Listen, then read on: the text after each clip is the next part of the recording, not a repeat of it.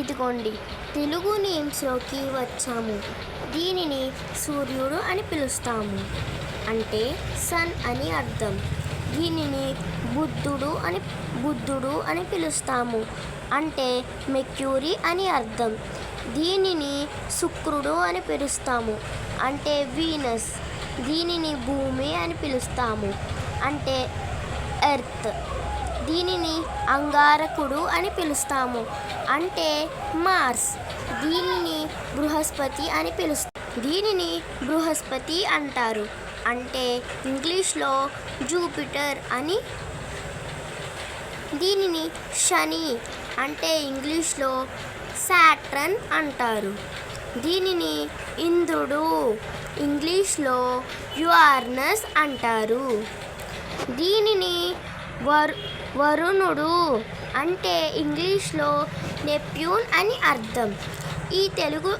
ఇవన్నీ తెలుగులో చెప్పాను కదా.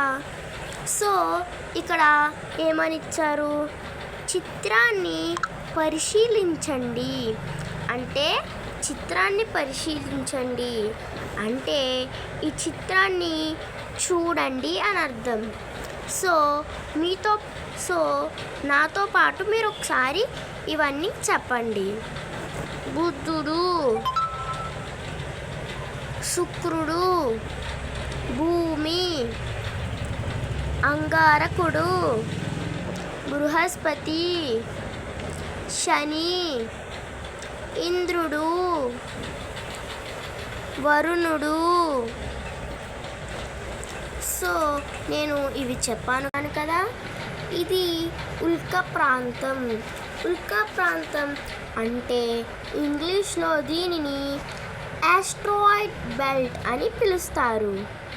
సో మీరు ఇప్పుడు ఈ చిత్రాన్ని మొత్తం పరిశీలించండి. చూడండి, ఈ చిత్రాన్ని మొత్తం పరిశీలించండి.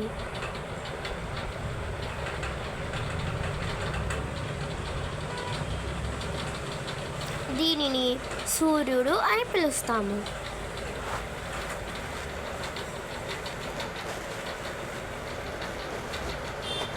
ఈ చిత్రాన్ని మొత్తం పరిశీలించారు కాబట్టి తర్వాత పేజీలో ఉన్న ఎక్సర్సైజెస్ మనం రేపు చెప్పుకుందాం. సరే, ఇంకా ఈ చిత్రాన్ని పరిశీలించారు కదా. Okay, bye.